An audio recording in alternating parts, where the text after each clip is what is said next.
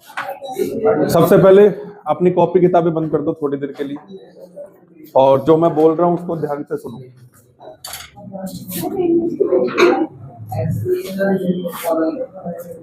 First of all, आप सभी को राष्ट्रीय गणित दिवस की हार्दिक शुभकामनाएं।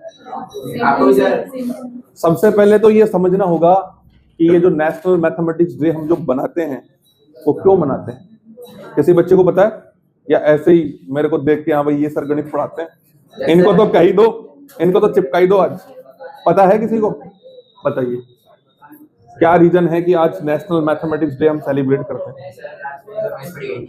अच्छा आ जाओ भाई। अब थोड़ी देर अगर तुम सुन लोगे ना तो जीवन की बहुत अच्छी चीजें बताने वाला हूँ, क्योंकि मैंने इसी क्लास में खड़े होकर एक दिन कहा था कि जो हम बोर्ड पे पढ़ाते हैं ना वो 10% काम का है, और जो हम बकवास करते हैं ना वो 90% काम का है। हमारे जीवन को चलाने वाली दो तरह की क्वालिटीज होती है, एक इंटेलिजेंट क्वालिटीज, एक इमोशनल क्वालिटीज, जिसको आईक्यू और ईक्यू बोलते हैं। भले हम दूसरों को अपना आईक्यू दिखाते डोलते हैं, लेकिन जीवन ईक्यू से चलता है। किससे चलता है? ईक्यू। बैठते जाओ और पीछे बैठते जाओ, कॉपी किताबें बंद कर दो, ध्यान से सुननी मेरी बातें। राष्ट्रीय गणित दिवस हम मनाते हैं हैप्पी बर्थडे के रूप में, जन्म दिवस के रूप में। अरे बैठ जा भाई, तुम्हारी सबसे बड़ी समस्या है कि सुनना नहीं आता तुमको, और तुमको फिर मैथमेटिक्स में 100 आउट ऑफ 100 नंबर चाहिए। तो बर्थडे आता है किसका? पूरा नाम सुनो पहले, श्रीनिवासन रामानुजम। श्रीनिवासन रामानुजम तमिलनाडु के एक छोटे से परिवार में इनका जन्म हुआ 22 दिसंबर 1887, 22 दिसंबर 1887। बचपन से ही गणितीय अंकों से खेलना इनको बहुत अच्छा लगता था, और गणित में इतनी महारत हासिल थी इनको कि मॉडर्न मैथमेटिक्स के फादर कहे जाने वाले HR हार्डी, जो कैम्ब्रिज विश्वविद्यालय जहां हम सबका सपना होता है पढ़ना, उसके भैया HOD थे, head of department in mathematics. जब उनको पता चलता है कि तमिलनाडु के छोटे से गांव में एक ऐसा विद्यार्थी है, हम तो नंबर से खेलते, वो अनंत इंफिनिटी से खेलता है, जिसके बारे में कोई किसी को कुछ नहीं पता। इंफिनिटी के बारे में हम जानते क्या है? उससे तो भैया हमारे नाना जी खेला करते थे। जब उनको पता चला, उन्होंने कैम्ब्रिज बुलवाया उस बंदे को। कैसे पता चला? क्योंकि अंग्रेजों का समय था, तो अंग्रेजों के समय में हमारे रामानुजन में एक छोटे से क्लर्क हुआ करते थे। तो क्लर्क तो क्या हुआ करते थे, वो झाड़, वो होता ना जो क्लर्क हुआ करते थे बाबू वगैरह, उनकी फाइलों पे धूल झाड़ते थे। तो एक दिन उनको कोई पेज वेज मिल गया, पहली बार बेचारे ने पेज देखा था। उससे पहले भैया मिट्टी में सोल्व करते थे, या पार्टी होती थी स्लेट उस पे करते थे। उसको एक खाली पेज मिला तो उसने पड़ोसी से पूछ लिया कि ये पेज आपके कोई काम आएगा क्या? बोला नहीं आएगा काम। तो बोले इसमें मैं कुछ लिख लूं क्या? बोला लिख ले भैया। उस पर भैया इन्फिनिटी की कैलकुलेशन करके साइड में रख दिया। इतने में एक अंग्रेज अफसर आया, बोले ये क्या है रे, ये तो खतरनाक चीज है, किसने लिखा ये? तो बोला भैया इसने लिखा, रामानुजम ने।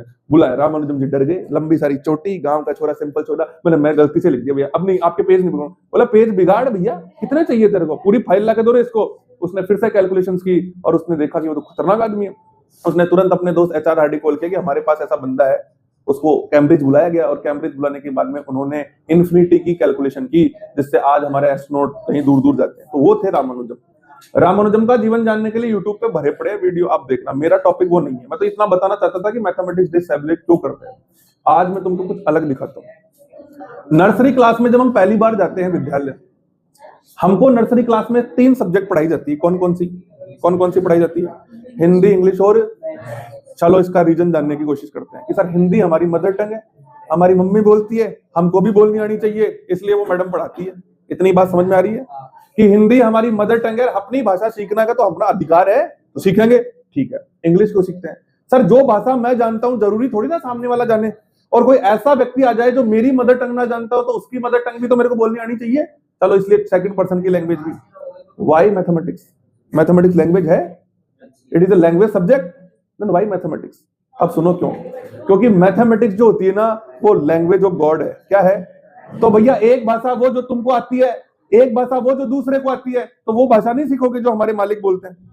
इसीलिए मैथमेटिक्स आपको पढ़ाई जाती है कि ये वो भाषा है जिसको तुमने रचा है, जिसने तुमको रचा है, ये उसकी भाषा है।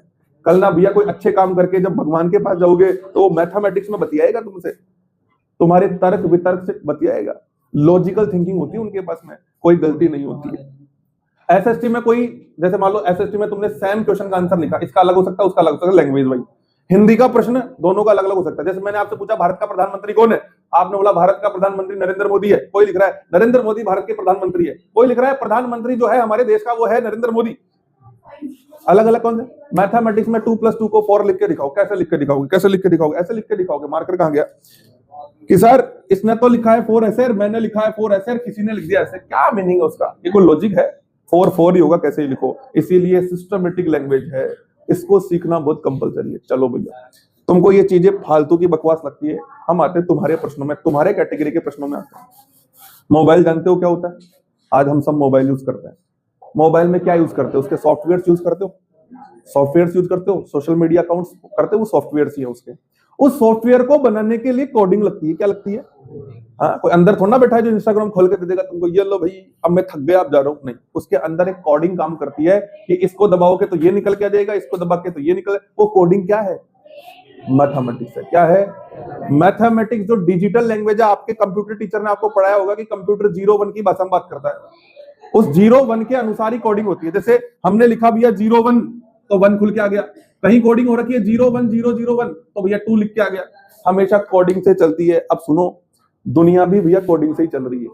हमारी आंखें यही है, मेरी आंखें यहाँ है ना, तो तुम्हारी तो पीछे होनी चाहिए ना। हम मेरे तुम में तो अंतर है भैया। तुम्हारी आंखें भी यही है, मेरे कान यहाँ है, तो तुम्हारे तो यहाँ होने चाहिए थे, फिर तुम्हारे भी कान यही है। उस भगवान ने हम सबके अंदर एक ही कोडिंग फिट करके भेजी है, बस अपने अपने सॉफ्टवेयर को चलाने का तरीका अलग अलग है। इसीलिए जीवन में मैथमेटिक्स बहुत जरूरी है। मैथमेटिक्स का होना आपके होने को दिखाता है। बहुत बड़े बड़े मिरेकल करते हैं मैथमेटिक्स में। तुमको आता है कि नहीं आता है पता नहीं, लेकिन वैदिक मैथमेटिक्स जो होती है उसको कई लोग पढ़ा पढ़ा के जीवन में बहुत अच्छा अर्न करते हैं, क्योंकि वैदिक मैथमेटिक्स जो होती है वो कैलकुलेटर से भी फास्ट कैलकुलेशन करती है। मैंने भैया तुमसे कह दिया कि भैया भारत का प्रधानमंत्री कौन है, किसी बच्चे ने पीछे से खड़ा होकर बोला नरेंद्र मोदी है साहब।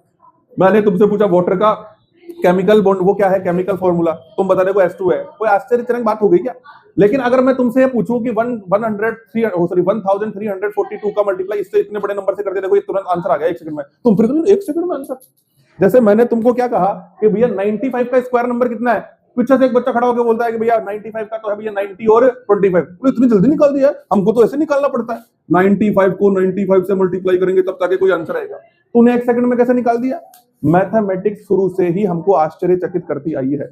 आगे जो एआई आ रही है, आर्टिफिशियल इंटेलिजेंस, उसके अंदर भी मैथमेटिक्स का बहुत ज्यादा रोल है। मैथमेटिक्स ही यही है, फास्ट कैलकुलेशन करके आपको आंसर दे रहा है। कैलकुलेशन वर्ड कहां से निकल के आया है? अब सुनो, मैं तो तुमको ये बताना चाहता हूँ, मैथमेटिक्स के बारे में सब कुछ जानते हैं। हमको भारतीय होने पे गर्व क्यों होना चाहिए? बताओ, मैथमेटिक्स कहां से शुरू होती है और मैथमेटिक्स कहां एंड हो जाती है? इसके बीच में पूरी दुनिया खेल रही है, और ये दोनों चीजें बताने वाला कौन? Indians. 0 is innovated by Aryabhata. कौन है? हमारे भारतीय। इन्फिनिटी की खोज, फादर ऑफ इन्फिनिटी कौन है? रामानुजम। कौन?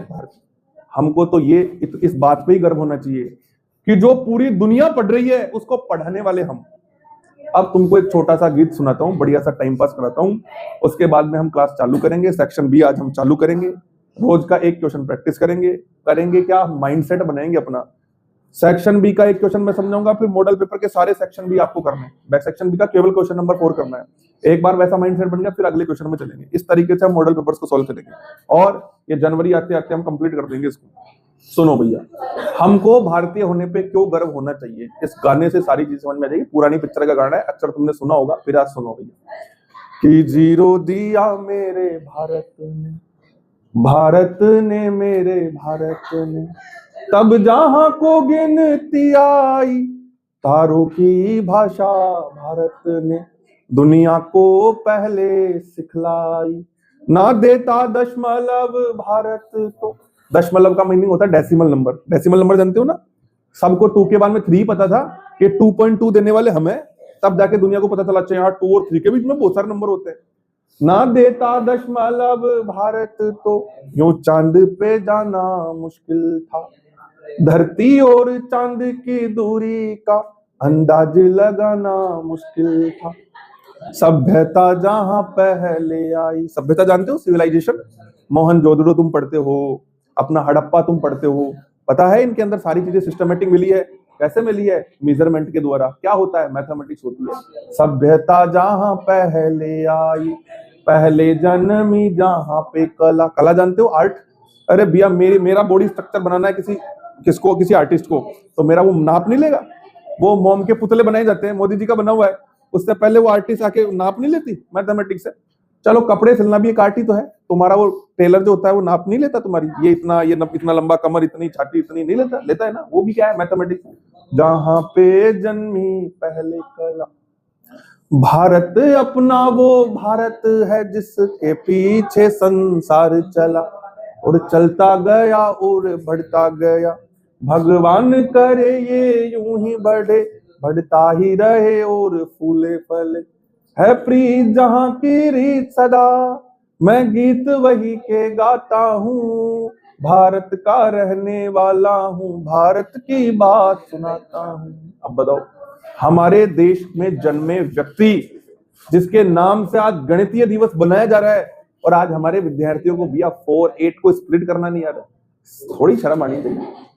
गणित पढ़ो समझने के लिए नहीं, जीने के लिए। गणित आपको डिसिप्लिन बनाती है। क्या बनाती है? कोई पूछे ना कि सर सक्सेस पाने का क्या मंत्र है, किसी के बाद जाने की जरूरत नहीं है। अपने लाइफ में डिसिप्लिन ले आओ। क्या ले आओ? और फिर सक्सेस ना होना तो मेरे पास आ जाना कि सर आपने झूठ सिखाया हमको, गलत सिखाया आपने। मैंने अपनी लाइफ में सारे डिसिप्लिन फॉलो किए और देखो मेरे मैथमेटिक्स में 0 नंबर आए। एक बार डिसिप्लिन फॉलो तो करके देखो। रोज सुबह उठ के 1 प्रश्न से अपनी शुरुआत करो, फिर वो होते हैं 2 प्रश्न करो, फिर होते हैं 3 प्रश्न करो। अभी भी अगर तुम्हारे एग्जाम को देखा जाए तो 65 डेज है। कितने 5 डेज है? रोज का 1 प्रश्न भी करोगे ना, बड़ी भारी चीज नहीं है। रोज का 1 प्रश्न भी करोगे तो 65 प्रश्नों की तैयारी होगी, और एग्जाम में तो भैया 30 ही आएंगे। कितने आएंगे? 30 ही प्रश्न आएंगे। आ गई क्या बात समझ में? चलो भैया हम सेक्शन बी हमारा स्टार्ट करते हैं। एक बार पुनः आप सभी विद्यार्थियों को राष्ट्रीय गणित दिवस, मेरे आदर्श और आप सबके भी आदर्श होने चाहिए, श्रीनिवासन रामानुजम के जन्म दिवस की ढेरों ढेरों शुभकामनाएं। ये ऐसा व्यक्ति है जिसको दिल से सलूट करो, चाहे दिमाग से वो भी कम है ना। अगर आपको मैथमेटिक्स आगे लेके चलनी है और मैथमेटिक्स में आपको कुछ अलग से कुछ करके दिखाना है, आपके स्टडी टेबल पर रामानुजम का डायग्राम होना चाहिए। ये मैंने दादाजी इसीलिए लगा रखे हैं कि जब आप इसको देखो तो आपको पता होना चाहिए कि आपका आईक्यू लेवल बूस्ट होना चाहिए। दुनिया में सबसे ज्यादा आईक्यू इस आदमी का था। आईक्यू का मतलब क्या होता है? सोचने समझने की शक्ति। मैं चाहता हूं कि जब जब आप इस तस्वीर को देखो आपकी आईक्यू बढ़े। क्या बढ़े? रामानुजम की भी हाल लगाएंगे बहुत जल्द। रामानुजम भी बहुत पॉजिटिव वाइब्स देता है। चलो कॉपी किताबें खोलनी नहीं है। सेक्शन बी हम स्टार्ट करते हैं, सभी के लिए बहुत इंपॉर्टेंट है भैया। हिंदी में इसको कहते हैं बहुपद। क्या कहते हैं? क्या होता है बहुपद?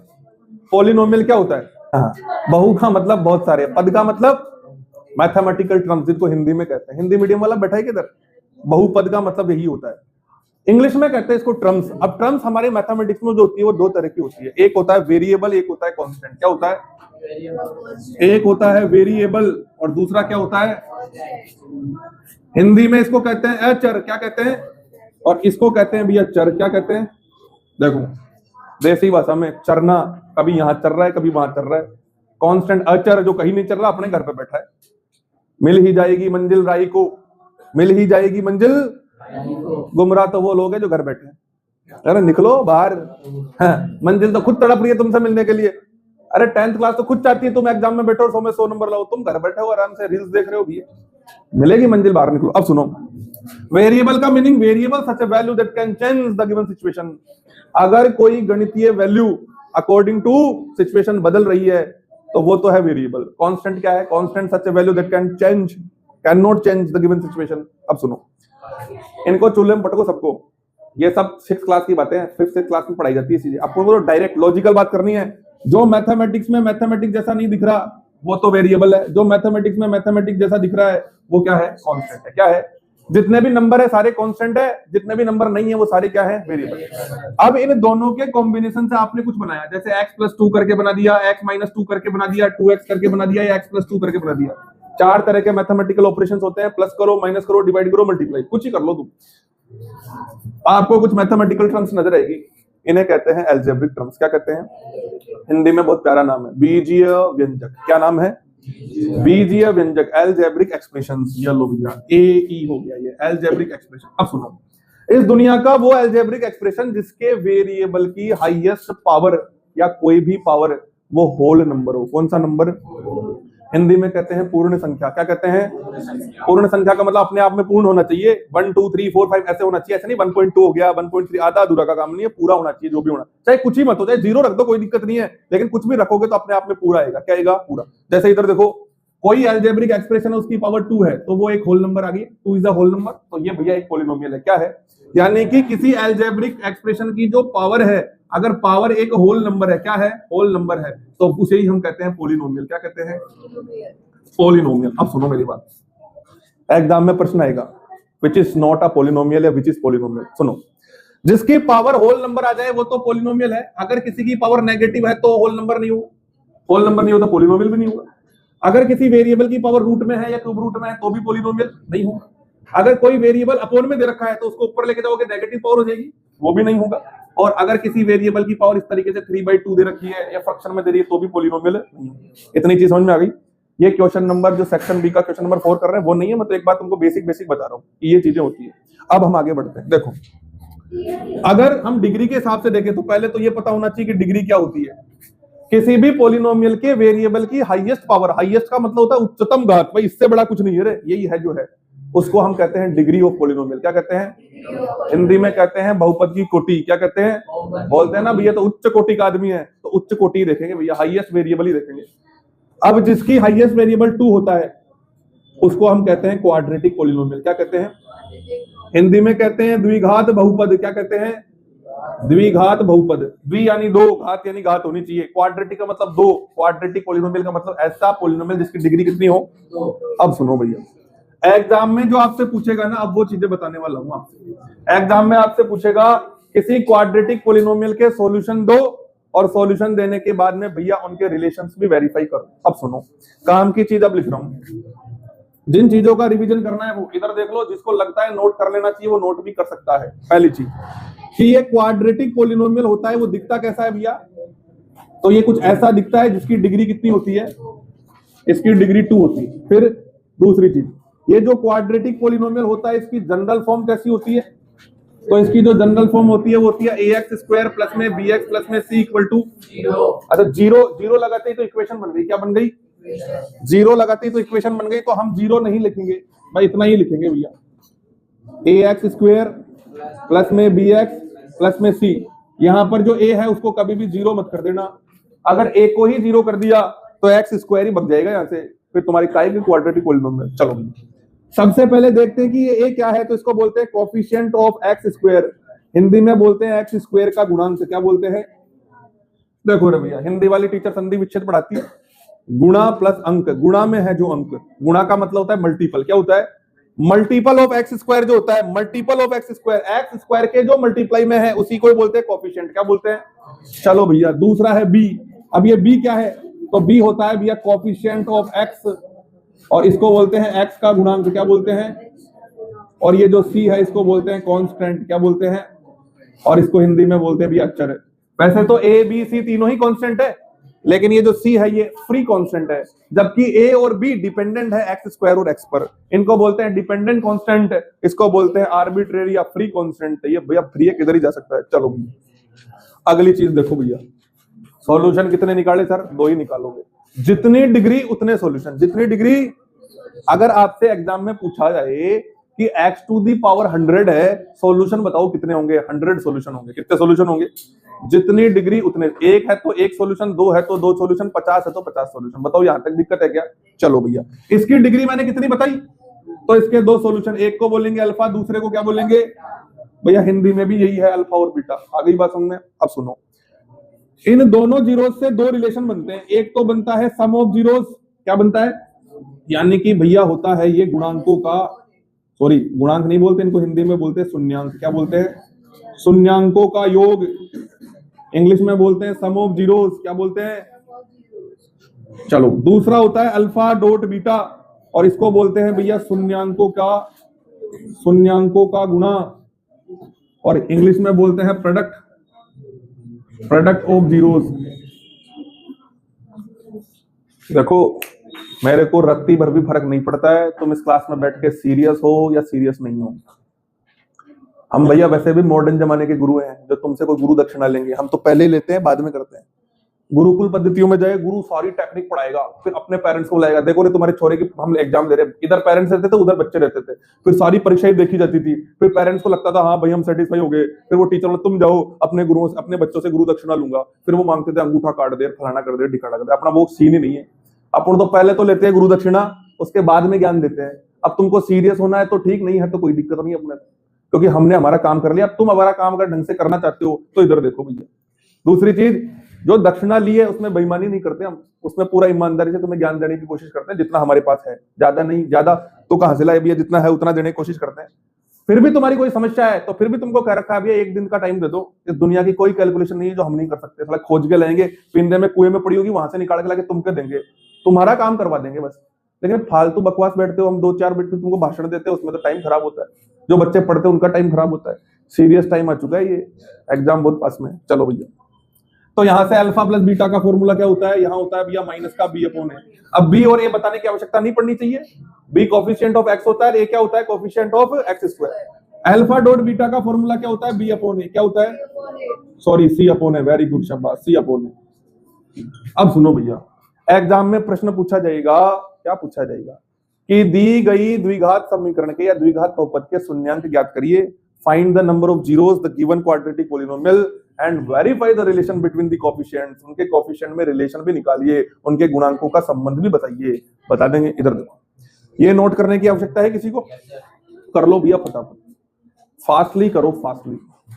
आगे बढ़ते हैं, एक प्रश्न मैं आपको करवाऊंगा, उसके बाद में सारे के सारे प्रश्न जो आपकी डेस्क वर्क में है उनको सुलटा देना। 9 मॉडल पेपर है, 9 के 9 खत्म। हाँ कर दिए, बहुत बढ़िया बात, वापस से प्रैक्टिस करनी है।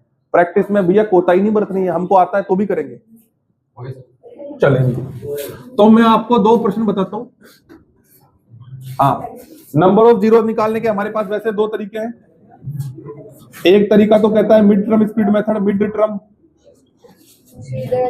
स्प्लिट मेथड, और दूसरा हमारे पास कौन सा है, श्रीधर आचार्य मेथड। और श्रीधर आचार्य जो मेथड होता है वो होता है भैया माइनस का बी प्लस माइनस में बी स्क्वायर माइनस में 4ac अपॉन। अब सुनो मेरी बात, सेक्शन बी का जो क्वेश्चन आएगा वो थोड़ा इजी आएगा, तो श्रीधर आचार्य के चरणों में जाने की आवश्यकता नहीं है, अंग्रेजों के मेथड से काम हो जाएगा। वैसे भी गुरुजी का आशीर्वाद तो तब लिया जाता है जब जीवन में संकट ज्यादा हो। छोटे मोटे संकट में गुरुजी को परेशान करोगे तो भगावड़ देगा, अरे क्या ये छोटे मोटे तो तुम ही कर लिया करो। अंग्रेजों के मेथड से भी अपना काम हो जाएगा। हमने अभी अभी बताया कि कोई भी क्वाड्रेटिक पॉलिनोमियल होता है वो इस तरीके का होता है, ax square plus bx plus c। Solve करने के लिए इक्वेशन बनानी पड़ेगी, तो इक्वल टू में क्या कर देंगे। अब भैया इस ए पे गौर करना है, किस पे गौर करना है, ए फॉर एप्पल पे गौर करना है। स्कूल में सबसे पहले जाते हैं नर्सरी वाली मैडम ए फॉर एप्पल ही सिखाती है, जबकि ए फॉर एरोप्लेन भी होता है, ए फॉर एयर भी होता है, ए फॉर अनार भी होता है, ए फॉर बहुत सारी चीजें होती है, लेकिन सिखाएगी एप्पल ही। अब सिखाने के लिए तो क्या है, इधर देखो, ए की 2 वैल्यू होगी, या तो ए भैया 1 होगा, क्या होगा, या तो ए हीरो नंबर 1 होगा। अब इधर देखो, या तो ए की वैल्यू 1 होगी या ए की वैल्यू 1 नहीं होगी। तो आप बोलोगे तो फिर क्या होगी, तो 1 को छोड़ के कुछ भी हो सकती है। 0 मैं पहले ही मना कर चुका हूं कि 0 तो हो ही नहीं सकती, या तो 1 होगी या 1 के अलावा कुछ नहीं होगी। तो देखो भैया, या तो 1 होगी या 1 के अलावा कुछ नहीं होगी, तो 1 डज नॉट इक्वल टू 1 आ गया। दोनों की प्रोसेस अलग अलग है। इसमें भी बी को तोड़ेंगे और इसमें भी बी को तोड़ेंगे, तोड़ेंगे दोनों। हाँ वैसे भी जब तक तोड़ेंगे नहीं तब तक, हाँ, वो उस मूवी का डायलॉग है। हाँ, वो एक आता है, बोले न्यूज़पेपर तुम अपना क्यों नहीं निकालते। तो बोला है पागल, न्यूज़पेपर छापना आसान बात है क्या। तो वो बोलता पहाड़ तोड़ने से भी आसान है क्या। उसको समझ में आ जाए, दूसरे दिन ही न्यूज़पेपर निकाल देता है। जैसे कोई आए बोले सर ये, मैं बोलूँ यार पढ़ाना कोई आसान काम है क्या, तो तुम बोलोगे सर पढ़ना भी कौन सा आसान काम है, इस तरीके से। तो पढ़ना तो बहुत आसान काम है, तुमको जीवन में करना ही क्या है यार, बैठ जाओ कुर्सी वुर्सी देके। सबसे इजी काम, दुनिया का सबसे इजी काम पढ़ना, कुर्सी लगे बैठ के पढ़ते रहो, उसमें कोई लफड़ा ही नहीं है, कोई तुमको कुछ कहेगा नहीं। एक एक लाइन पढ़ो, 2-2 लाइन पढ़ो, 10 पढ़ो, 20 पढ़ो, तुम्हारी कैटेगरी के हिसाब से, तुम्हारे आईक्यू उस हिसाब से होना चाहिए। चलो भैया, आप बोले सर या तो 1 होगा या 1 नहीं होगा, दोनों में क्या समस्या है। देखो B1 के टुकड़े करने तो या तो प्लस करो या करो माइनस, इधर भी वही काम करना है। तो फिर सर अलग क्या है, इधर इधर प्लस माइनस का मीनिंग मैं समझा देता हूँ पहले। जैसे मैंने लिखा 10, तो मैं 10 को ऐसे भी लिख सकता हूँ और मैं 10 को ऐसे भी लिख सकता हूँ। भैया लिख सकते हैं, लिख सकते हैं। 12 में से 2 गया 10 आता है, 5 + 5 भी कितना होता है। तोड़ने का मतलब है प्लस माइनस करना, तोड़ने का मतलब ये होता है, तोड़ने का मतलब मल्टीप्लाई डिवाइड नहीं होता है। चलिए, अगर A है तो इस B1 को जब B2 से मल्टीप्लाई करेंगे ना तो C आना चाहिए, क्या आना चाहिए, और जब इधर B1 को जब B2 से मल्टीप्लाई करेंगे ना तो AC आना चाहिए, क्या आना चाहिए, AC। आगे क्या बात समझ में, देखो अगर 1 है तो ए का कोई काम नहीं है। वैसे ही हीरो नंबर 1 है, जो हीरो नंबर 1 है उसको दूसरे की जरूरत भी। अगर 1 दे रखा है तो B1 B2 ऐसे तोड़ो कि मल्टीप्लाई में सीधा ही C आ जाए। लेकिन अगर भैया B1 B2 के अंदर एक की वैल्यू 1 ना हो, कोई अलग कोई कोफिशिएंट हो, तो B1 B2 ऐसे तोड़ो कि प्रोडक्ट AC का प्रोडक्ट आए। किसका? C का नहीं, A और C का प्रोडक्ट आए। चले भैया एग्जांपल देता हूं। इधर मैंने लिखा है x² प्लस में 7x प्लस में 10, ये 7 है भैया, इक्वल टू 0। और इधर दे देता हूं मैं 4x² प्लस में 4x माइनस में 1 इक्वल टू 0। ये दो मैंने एग्जांपल लिए हैं। इन दोनों एग्जांपल को जो बच्चा समझ गया वो तो 2 नंबर लाने से बिल्कुल नहीं चूकेगा। एक एक नंबर से ही 100 नंबर आते हैं। कोई ऐसे सोचता है मैं तो एक क्वेश्चन करूं 100 में से 100 आ जाए। प्रैक्टिस सबकी करनी पड़ेगी। तुमको आता है बहुत बढ़िया बात है यार, नहीं आता है प्रैक्टिस सीखो। देखो इधर हमने देखा भैया x के आगे तो कुछ नहीं है, मतलब 1 है, जिसके आगे कुछ नहीं होता उसके आगे क्या होता है, तो ये वाला मेथड काम करेगा। हमने यहां देखा भैया x² के आगे तो कुछ ना कुछ लिखा हुआ है जो 1 नहीं है, तो फिर ये वाला मेथड काम करेगा। बताओ यहां तक कोई समस्या है क्या? चलिए पहले इधर वाला देखते हैं, फिर उधर वाला दिखा दूंगा। यहां लिखा हुआ है x², फिर इसकी जगह खाली छोड़ देंगे, फिर 10, फिर इक्वल टू 0। सबसे इजी कॉन्सेप्ट यही लगता है मेरे को समझाने में। जिसको तोड़ना है ना उसको इस साइड में बुलाओ, बाकी सबको एज इट इज रखो। x² का x² प्लस का रखा प्लस, 7 को तोड़ना था खाली जगह छोड़ दी, x की जगह x है, प्लस की जगह प्लस है, 10 की जगह 10 है, बराबर की जगह बराबर है, 0 की जगह 0 है। बताओ ऐसे कौन पढ़ाता है रे मैथमेटिक्स? फिर भी तुम नहीं सीखते। सारी चीजें as it is, to copy. कई महारती है, प्लस को तुरंत ही माइनस बना देंगे, उसका मेरा गलत हो गया। तो देखते ले क्या लिखा हुआ पहले। 7 को तोड़ना है, 5 + 2 7 होता है, 5 2 जा कितना होता है। मैं तो बोल रहा हूं कि इसको ऐसे तोड़ो कि 10 आगे वाला नंबर आ जाए, पीछे जाने की आवश्यकता ही नहीं है। मैंने बोला भैया मल्टीप्लाई करने पर डायरेक्ट सी देखो, इसको तोड़ो डायरेक्ट सी देखो, ये पे जाना ही नहीं आपको। तो हमने भैया इसको तोड़ा 5 + 2 में, तो x² हो गया, ये 5x से मल्टीप्लाई हो गया 5x हो गया, ये 2 मल्टीप्लाई हो गया 2x हो गया, प्लस का 10 इक्वल टू 0। यहां भी भैया थोड़ा सा डिस्क्लेमर डाल देता हूं, मूवी के बीच में डिस्क्लेमर आता है ना। डिस्क्लेमर ये है कि अगर ब्रैकेट के बाहर माइनस है तो ब्रैकेट के अंदर साइन चेंज हो गए। क्या हुए? प्लस वाला तो माइनस हो गया और माइनस वाला तो। वैसे भी देखो जीवन में जब कोई गंदा आदमी आता है ना, अपना वैसे ही मूड खराब हो जाता है। कोई पॉजिटिव आदमी आता है फर्क नहीं पड़ता अपना। पॉजिटिव है तो साइन चेंज, नेगेटिव है तो साइन चेंज। अब होंगे कैसे? देखो प्लस वाला तो माइनस हो जाएगा और माइनस वाला क्या हो जाएगा, इतना ही ध्यान रखना। अब सुनो, पहले 3 टर्म थी, अब कितनी टर्म हो गई? 4। जब 4 टर्म होती है तो 2 की मीटिंग करवाओ 3, इतना ही काम होता है। चलो भैया इन दोनों में x कॉमन है तो अंदर बचेगा x + 5। इसको देखो हमने लिखा है 5 × 2 लिखा है ना, लिखा तो यहाँ भी 2 है, यहाँ भी 2 है, तो 2 कॉमन आ गया तो x प्लस क्या आएगा 5 इक्वल टू कितना आ गया। अब सुनो भैया, तुमने सही फैक्टर किए हैं या गलत फैक्टर किए वो तो यही पता चल जाता है। ये ब्रैकेट सेम होना चाहिए। क्या होना चाहिए? सेम है तो सही है, अदरवाइज गलत है। जो बाहर है उनको बाहर रख दो, जो अंदर है वो अंदर रख दो। हाँ बेटा, यहाँ प्लस ही है तो बेटा जिसके आगे कुछ नहीं वो प्लस ही है। कोई आदमी दूर खड़ा है, इसका भी बता देता हूँ रियल एग्जांपल। कोई आदमी दूर खड़ा है, गंदा है अच्छा क्या ही, अपन को पॉजिटिव ही सोचना है यार, बढ़िया ही आदमी होगा। वो तो पास जाके पता चलेगा खराब है गलत है। आतंकवादी को आतंकवादी लगता थोड़ी ना है, वो तो बाद में AK-47 निकालता तब लगता है। वैसा तो बहुत शरीफ आदमी लगता है। आगे क्या बात में तो बुरा आदमी दूर खड़ा है, हमको क्या पता अच्छा है गलत है। जिसके आगे कोई साइन नहीं है उसको पॉजिटिव ही समझा जाए। क्या समझा जाए? वो तो पास में चलेंगे तब पता चलेगा पॉजिटिव नेगेटिव। तो यहां से आएगा भैया x बराबर -2 और यहाँ पर आएगा x बराबर -1। अब इतना करने पर ये फैक्टर तो आ गए, जीरो तो हो गया। लेकिन प्रश्न में आपसे पूछा जाएगा find the relation between the coefficients. तो हम भैया 1 निकालो 2 निकालो, उससे कोई फर्क नहीं पड़ता। अल्फा प्लस बीटा का मतलब होता है जोड़ देना। ये अल्फा है ये बीटा है। -2 -5 कितना हो गया? -7। बस कैसे हो गया? 5 और 2 कितना होता है? माइनस माइनस प्लस होता है। कैसे? साइन तो वही रहेगा, जो बड़ा नंबर है उसी के साइन आता है, तो वो तो माइनस हो गया। ठीक है, एक बार हम फॉर्मूले से चेक कर लें। तो अभी फॉर्मूला बताया माइनस का B/1 है, माइनस की जगह तो माइनस रहेगा, तो फॉर्मूले का माइनस है। और ये वाला अपना इसके पास में कितना है 7, नीचे कितने लिखे 1, क्योंकि इसका कोएफिशिएंट कितना है 1, इसको इससे डिवाइड करेंगे कितना आएगा। ये दोनों वैल्यू मैच करनी चाहिए तब तो आपका रिलेशन ठीक है, अदरवाइज रिलेशन क्या है बेटा? इतना काम हो गया क्या? तो एक तो ये प्रश्न है। आगे वाला प्रश्न देखो, अब इसमें क्या करें सर? और डिट्टो है वैसा ही चिपका दो वापस। 4x² है, 4x², जिसको तोड़ना है उसको खाली जगह छोड़ेंगे। इधर कितना हो गया? -1 कितना हो गया? -1 इक्वल टू में कितना हो गया? ऐसा करो, क्या करो? हाँ +1 कर दो ना। ऐसा करो कि जोड़ने घटाने पर तो 4 ही है, क्योंकि मिड टर्म स्प्लिट का मतलब है तोड़ने पर वही जुड़ना चाहिए। अरे भैया इस पेन को मैंने तोड़ा है तो जोड़ने पर वापस से वही पेन बनना चाहिए ना।